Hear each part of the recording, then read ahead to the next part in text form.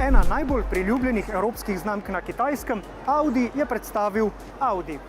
Ampak ta avto tukaj spredaj nima več tistih značilnih 4 krogov, ampak samo napis istoimenske znamke. Ampak v resnici gre za novo znamko. Znamko, ki je nastala samo za kitajski trg v sodelovanju Audija in pa kitajskega SAIC-a. No in zdaj tukaj prvi model, imenuje se E5 Sportback.